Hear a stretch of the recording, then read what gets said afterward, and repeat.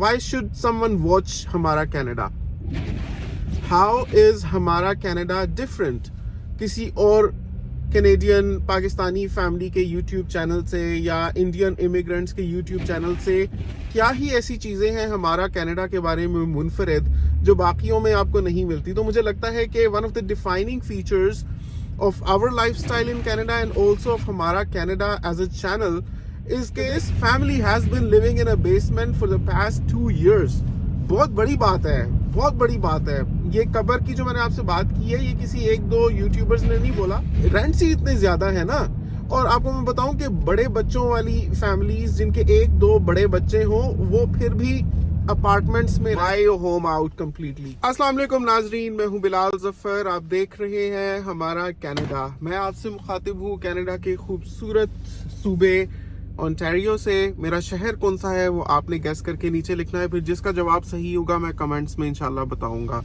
कल की मैंने वीडियो बनाई थी, उसमें मैंने इजहार ख्याल किया था कनाडा के नेगेटिव एस्पेक्ट्स के बारे में, तो नीचे बहुत ही दिलचस्प कमेंट्स आए। सोच तो मैं ये रहा था कि एक एक कमेंट पढ़ के उसका जवाब दूं और एक पूरी वीडियो उसकी होनी चाहिए।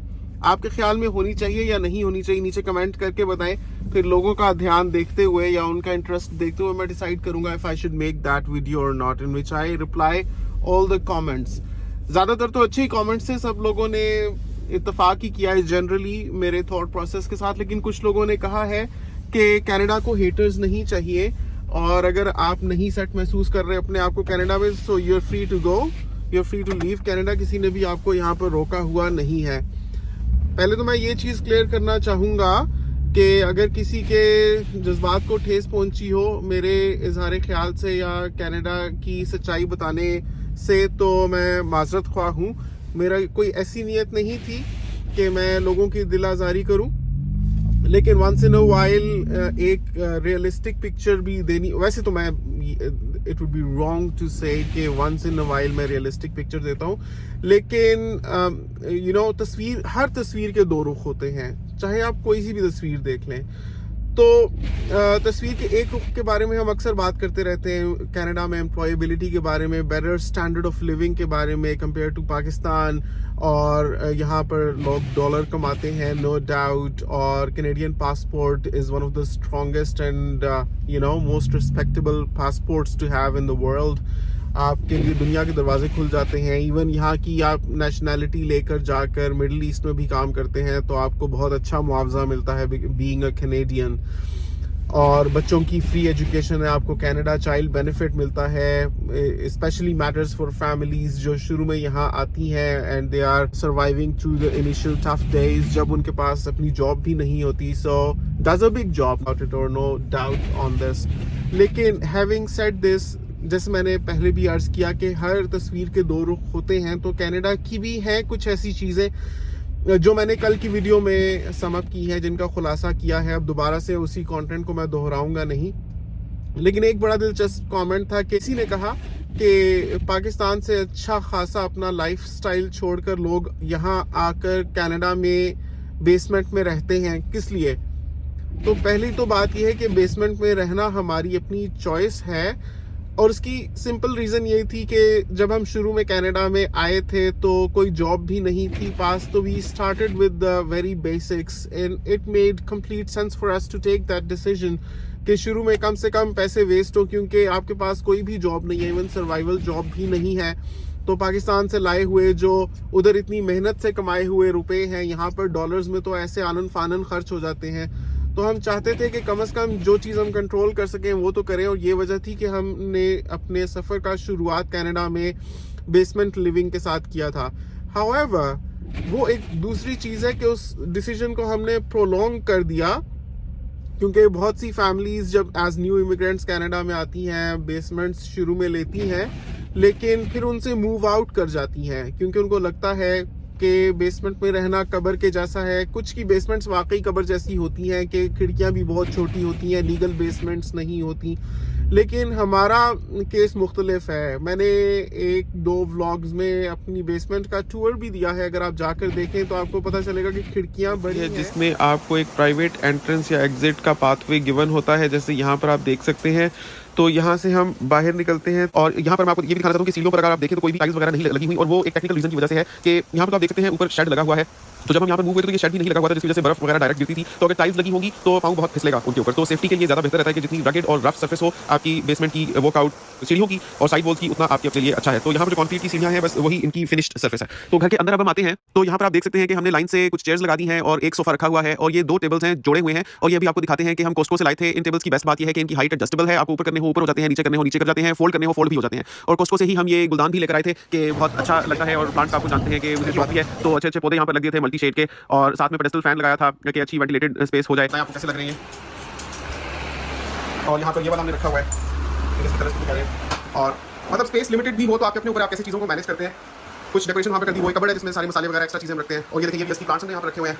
यहाँ की भी ऑन कर देता हूँ। अब आप देखिए बच्चों के खेलने के लिए वहाँ पर एक स्लाइड है, चाहे तो वो कमरे में ले जाएं। यहाँ पर आपको मैं एंट्रेंस पर दिखाता हूँ, छतरियाँ टांगी हुई हैं, क्योंकि छतरियाँ तो एंट्रेंस पर रखेंगे, बाहर निकलते हुए याद नहीं लेना किसी ने। यहाँ पर हमने एक शू रैक रख के सारे जूते वगैरह रखे हुए हैं, और बस देखिए हालांकि बहुत लिमिटेड स्पेस है, लेकिन हमने ऐसी चीज़ों को मैनेज किया हुआ है। तो भी वीडियो में आपको आगे दिखाते हैं कि हिना ने क्या क्या चीज़ें बनाई हैं। हाँ, स्पेस लिमिटेड जरूर है, because 1 bed basement again we could have opted for a 2 bed basement, would have made us pay more again. तो हम बस कम से कम खर्च करना चाहते थे, यही हमारी अवलीन प्रायोरिटी थी और यही हमारी यार्ड स्टिक थी जिसके मुताबिक हमने डिसाइड किया। एंड इन फैक्ट इन अ वे अब मैं समझता हूँ कि हमारे चैनल का एक यूएसपी बन गया है। USP means unique selling point, because why should someone watch हमारा कनाडा? हाउ इज हमारा कनाडा डिफरेंट किसी और कैनेडियन पाकिस्तानी फैमिली के यूट्यूब चैनल से या इंडियन इमिग्रेंट्स के यूट्यूब चैनल से? क्या ही ऐसी चीज़ें हैं हमारा कनाडा के बारे में मुनफरिद जो बाकियों में आपको नहीं मिलती? तो मुझे लगता है कि one of the defining features of our lifestyle in Canada and also of हमारा Canada as a channel is के why should someone watch हमारा Canada? How is हमारा Canada different किसी और कैनेडियन पाकिस्तानी फैमिली के YouTube चैनल से या Indian immigrants के YouTube चैनल से? क्या ही ऐसी चीज़ें हैं हमारा कनाडा के बारे में मुनफरिद जो बाकियों में आपको नहीं मिलती? तो मुझे लगता है कि one of the defining features of our lifestyle in Canada and also of हमारा Canada as a channel is के शायद ही आपको कोई ऐसा जाना माना यूट्यूबर मिलेगा या यूट्यूबर फैमिली इंडिया से या पाकिस्तान दोनों को कंबाइन करके मैं कह रहा हूँ, जो बेसमेंट में रह रहे हो, जो 2 साल से बेसमेंट में रह रहे हो, और बेसमेंट भी 1 बेड की बेसमेंट में रह रहे हो। आप देख लें, एटलीस्ट जितने पाकिस्तानी यूट्यूबर्स को मैं जानता हूँ वो सब लोग या तो कम से कम अपार्टमेंट में रह रहे हैं या टाउन हाउसेस में रह रहे हैं या उन्होंने अपने घर लिए हुए हैं। To live in a basement is a big challenge in and of itself per se। मतलब कि बेसमेंट में रहना खुद में एक बहुत बड़ा चैलेंज है, और प्लस पॉइंट डेफिनेटली उसका ये है कि this is the cheapest rental option किसी को भी जो मिलती हो कनाडा में। तो हमने वो अवेल की है और लोगों को रह कर दिखाया है, और ऐसा नहीं कि हमने लोगों के लिए ये किया था, लेकिन आपको खुद ही देखने मिल जाता है, ऑब्जर्व आप कर ही लेते हैं। तो this family has been living in a basement for the past 2 years। बहुत बड़ी बात है, बहुत बड़ी बात है। ये कब्र की जो मैंने आपसे बात की है, ये किसी 1-2 यूट्यूबर्स ने नहीं बोला, यहाँ पर भी सबके जबान पर आम है कि भाई बेसमेंट में रहना कब्र जैसा होता है। हर बंदा अपने कनाडा में नए सफ़र का शुरुआत कब्र से करता है। तो ये आम तौर पर लोग टर्मिनोलॉजी को इस्तेमाल करते हैं, बेसमेंट को मेटाफोरिकली इसको कब्र बोलते हैं। तो एक कब्र में रहकर दिखाया हमने 2 साल से, और अभी भी यहाँ से कोई मूव आउट करने का plan in the near future तो नहीं है। तो मेरे ख्याल में ये बन जाता है किसी हद तक एक यूनिक सेलिंग पॉइंट भी हमारे चैनल का, बिकॉज हमने कर दिखाया है वो जो बहुत लोग नहीं कर सकते या करना चाहते, लेकिन अगर करें तो उनके बहुत पैसे बचेंगे। Like I said in the other video the other day कि अगर मैं 2 साल का रेंट कंबाइन करूं जो मैंने दिया होता अगर हम रहते टाउन हाउस में as oppose to the basement, तो कम से कम ये जो गाड़ी मैं टयोटा सियाना चला रहा हूँ, ऐसी एक और गाड़ी तो कम से कम हमने ले ही ली होती, ब्रांड न्यू के करीब करीब होती। खैर उससे थोड़ा सा कम होता, मतलब ब्रांड न्यू तो काफ़ी एक्सपेंसिव मिलती है, लेकिन वुड हैव बीन कंपेरेबल, क्योंकि रेंट ही इतने ज़्यादा है ना। और आपको मैं बताऊं कि बड़े बच्चों वाली फैमिलीज जिनके 1-2 बड़े बच्चे हों, वो फिर भी अपार्टमेंट्स में रह सकते हैं, अपार्टमेंट को रेंट कर सकते हैं, बिकॉज अपार्टमेंट्स एक बिल्डिंग के अंदर फ्लैट्स की तरह से होते हैं। अगर आपके बच्चे ने कोई शोर मचाया या आप खुद भी sometimes people are very conservative and picky, तो उनको नहीं अच्छा लगता कोई हमें ऑब्जर्व कर रहा हो, या दरवाजे से बाहर निकले तो सामने वाले दरवाजे से निकलता हुआ people dress up according to their unique cultures and systems. तो आपके नजरियात के टोटली बरक्स आपको चीजें देखने मिल सकती, and definitely the kind of facility you live in आपको इम्पैक्ट करती है वो. और फिर छोटे बच्चे शोर भी ज्यादा मचाते हैं. आए रोज कुछ व्हाट्सएप या फेसबुक ग्रुप्स हमने ज्वाइन किए हुए हैं जिसमें कम्युनिटीज अपने एक्सपीरियंसेस शेयर करती हैं, तो वो बताते हैं कभी नोटिस आ जाता है, कभी शिकायत कोई कर देता है जो बच्चे शोर करते हैं. तो अपार्टमेंट्स में ना छोटे बच्चों की फैमिलीज के लिए रहना वैसे भी मुश्किल हो जाता है. और अपार्टमेंट का जिक्र मैं इसलिए कर रहा हूँ बिकॉज बेसमेंट से जो नेक्स्ट चीपेस्ट ऑप्शन है, लेकिन बेसमेंट से एक्सपेंसिव, वो अपार्टमेंट लिविंग है. फिर टाउन हाउस उससे महंगा हो जाता है. लेकिन मुझे लगता है कि छोटे बच्चों के साथ अगर हम मूव किए तो सबसे ज्यादा सूटेबल ऑप्शन हमारे लिए टाउन हाउस की है. तो अपार्टमेंट में रहने का तो हम वैसे भी कभी ना सोचते, लेकिन अगर हम टाउन हाउस की बात करें तो एक अच्छा टाउन हाउस आजकल GTA ओंटारियो एरिया में $2700 से कम में नहीं मिल रहा. अक्सर लोग तो $2800 की बात करते हैं. 2700 भी अगर आप लगा लें, then add to it the hydro, electricity, all kinds of bills and internet, it takes it up to 3000 Canadian dollars. तो आप सोचे ना, कहाँ 1800 और कहाँ 3000, और वो जो 3000 है फिर वो सालाना आपके इंक्रीज भी होते जाएंगे by a certain percentage as is stipulated in your contract. तो गुज़िश्ता 2 साल से हम रह रहे हैं, तो अब फरवरी में तो अगेन कॉन्ट्रैक्ट रिन्यूअल की स्टेज आ जानी थी. तो 3000 में एक दफा भी बढ़ावा होता, आई डोंट नो बढ़ोती इज अ वर्ड और नॉट, लेकिन एक दफा भी वो पैसे बढ़ते और फिर अभी करीब था कि दोबारा वो बढ़ते. So things keep adding up. तो ऑब्वियसली हमें किसी ने पुश नहीं किया हुआ या किसी ने मजबूर नहीं किया हुआ बेसमेंट में रहने के लिए. उस कमेंट का मैं जवाब दे रहा हूँ, लेकिन हमारी अपनी चॉइस है. बिकॉज अगर ठीक है, एक हमें लालच है कैनेडियन पासपोर्ट की, लेकिन एट द सेम टाइम यहाँ रहते हुए अगर आपने 4 पैसे बचाए ना, तो क्या ही किया यार. बचत तो आपको जिंदगी में हर जगह ही चाहिए होती है ना. ऐसा नहीं कि आप बस मान बैठेंगे कनाडा का लाइफस्टाइल ऐसा है एंड कॉस्ट ऑफ लिविंग ऐसी है कि आपका कुछ नहीं बचेगा और बस आप मेंटली ट्यून ही हो जाए कि यार कुछ नहीं बचाना और आप उस पर सब्र करके बैठ जाए. नो, आपको पैसे चाहिए होते हैं, किसी भी लिए आपको चाहिए हो सकते हैं. आखिर इंशाल्लाह हज करने हैं हमने, हो सकता है घर अपना खरीदे यहाँ पर, बच्चों की एजुकेशन हायर हमने खुद से फंड करनी होगी. फिर दुनिया में कहीं आना जाना होता है, ट्रैवलिंग एक्सपेंसेस होते हैं. तो अगर जो आप कमा रहे हैं वही आप बस झोंके जा रहे हैं टाउन हाउस के एक्सपेंसिव रेंट में, तो things didn't make that much sense for us, specially with the little kids, के हम अपार्टमेंट भी अवेल नहीं कर सकते. हमें टाउन हाउस तो कम से कम ही चाहिए अपने लिए. सो दैट्स द रीजन कि हमने बेसमेंट चुनी. और कुछ बड़ी ज़बरदस्त बातें भी हैं हमारी बेसमेंट के बारे में. एक तो it's very important to have a good relationship with your landlord. तो हमारे लैंडलॉर्ड्स बहुत अच्छे हैं, पाकिस्तान के ही हैं, एंड वेरी नाइस पीपल माशाल्लाह. The other thing that I would like to talk about would be के क्योंकि जोहा पब्लिक स्कूल में एनरोल्ड है, तो इट्स एक्सट्रीमली ईजी हिना के लिए उसको पिक एंड ड्रॉप करना, because pick and drop in itself is a job.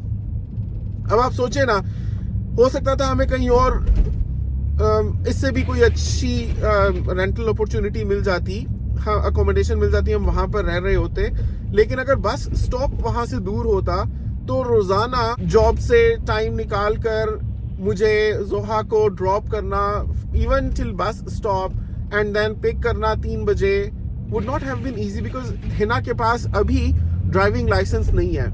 Hina वो चीज़ खुद कर सकती थी अगर उसके पास खुद अपनी कन्विंस होती, लेकिन सिंस नहीं है अभी, क्योंकि अभी ड्राइविंग लाइसेंस नहीं है, तो वो जिम्मेदारी मुझे ही निभानी पड़ती. अभी तो क्योंकि वॉकिंग डिस्टेंस पर है तो इट्स मैनेजेबल फॉर हिना कि वो घर से निकल कर जोहा को पिक एंड ड्रॉप कर लेती हैं. तो ये चीज़ें भी देखनी होती हैं. तो इस अकोमोडेशन के साथ तो हमें इसका बहुत सुख है, बहुत सुकून है. फिर एक और like I just shared 2 factors with you. One, good landlords being there. The other, the bus stop being very close to our home. And the third is के ऑफिस इतना करीब है, 8 मिनट लगते हैं टोटल मुझे आने में जाने में, like one way.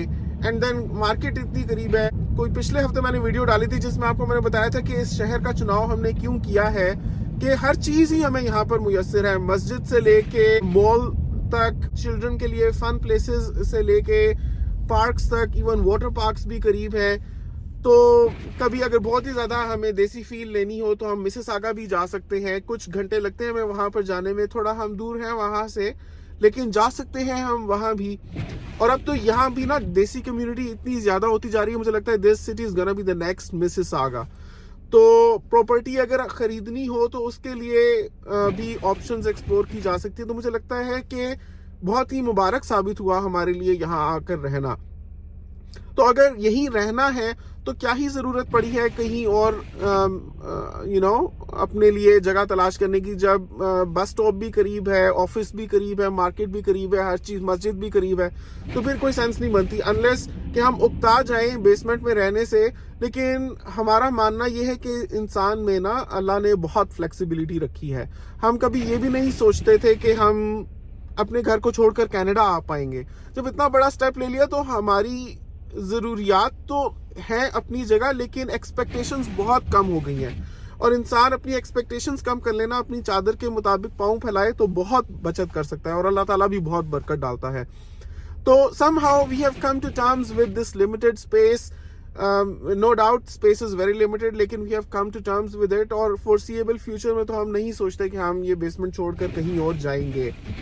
हाँ, ये ज़रूर है कि मैं अपना घर लेने के बारे में सोच सकता हूँ, और उसके लिए अब मैं रिसर्च कर रहा हूँ इस्लामिक ऑल्टरनेटिव्स के बारे में, कि कन्वेंशनल मॉर्गेज के मुकाबले में जो इस्लामिक राउट है, इस्लामिक मॉर्गेजेस हैं, इकराज है, मंजिल है, तो इनका क्या सिस्टम होता है और किस किस्म के घर इनसे लिए जा सकते हैं, कितनी डाउन पेमेंट चाहिए। मैं इस पर अपनी रिसर्च कर रहा हूँ आजकल, और करीब है कि मैं आपको चौंका दूं, आपको बताऊं कि मैंने इस्लामिक मॉर्गेज के ज़रिए घर ले लिया है, क्योंकि मैं सोच रहा हूं इस चीज़ के बारे में। Being very transparent day to day मेरी लाइफ में जो डेवलपमेंट्स होती हैं या जिन चीज़ों पर मैं काम कर रहा होता हूं, अक्सर वो भी मैं शेयर करता रहता हूं।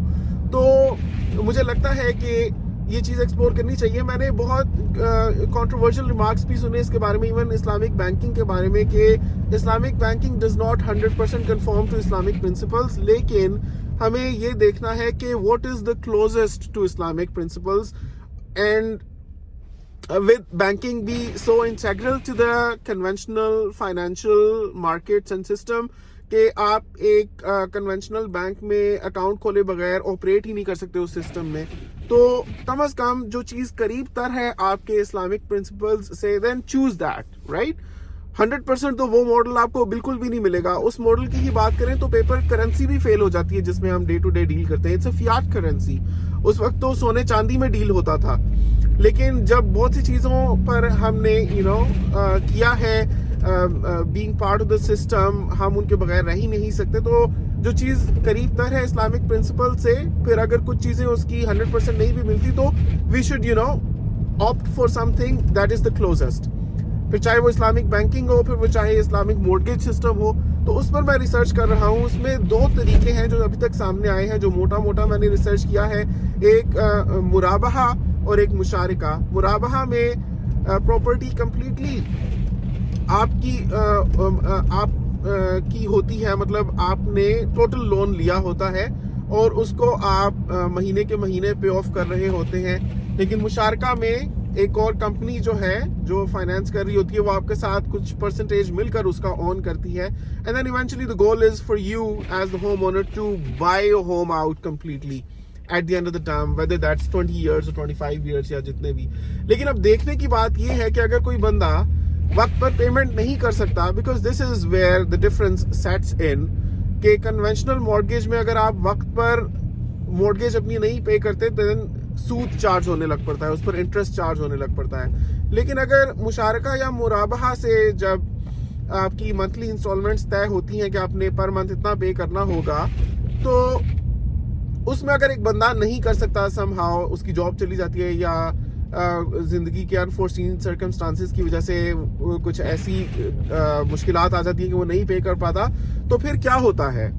क्या सब्र कर लिया जाता है? बिकॉज इस्लाम में तो कर्ज़े हसना को पसंद किया गया है। खैर कर्ज़े हंसना तो इस केस में नहीं ही होगा hundreds and thousands of dollars का, लेकिन अगर कोई बंदा वक्त पे नहीं पे कर पाता तो उसकी कोई पेनल्टी है क्या, स्पेशली अगर फाइनेंशियल पेनल्टी है, so whether that is distinguishable from interest, मतलब कि एक चीज होती है फाइन या लायबिलिटी या इम्प्लीकेशन और एक चीज होती है सूद, तो क्या दोनों में कोई फर्क है या नहीं। तो ये वो एलिमेंट्स हैं जिनके ऊपर मैं रिसर्च कर रहा हूँ।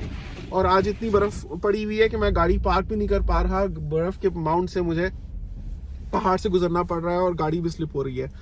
सो इन चीज़ों पर मैं रिसर्च कर रहा हूँ। इंशाल्लाह जैसे ही कुछ कॉन्क्रीट रिजल्ट्स मेरे सामने आएंगे तो मैं आपके साथ ज़रूर शेयर करूंगा। लेकिन मुझे लगता है कि as long as you know the complete payments you are going to make, आपको एक पूरा आइडिया हो, then if that money is divided into episodes over a period of 25 years and then that might be fine। लेकिन मैं आपके साथ मजीद concrete findings अपनी share करूंगा। आप चैनल को जरूर सब्सक्राइब कर लें ताकि आप अपडेटेड रहें मेरी फाइंडिंग्स के साथ, और आपको मैं जरूर बताऊंगा इंशाल्लाह, बिकॉज ये मेरी जिंदगी का अपना मसला है। First to decide whether we are going to stay in Canada long term and how long we are going to stay even in this basement, and then eventually हमने अपना घर लेना है या नहीं लेना है, तो कैसे लेना है, कितने का लेना है, वो सारी चीज़ें मैं अपना होमवर्क उस पर कर रहा हूँ, आपको शेयर करता रहूंगा। मेरे चैनल को जरूर सब्सक्राइब कर लें। दुआओं में याद रखिएगा। आपसे मुलाकात होगी इंशाल्लाह अगली वीडियो में। तब तक के लिए अल्लाह हाफिज।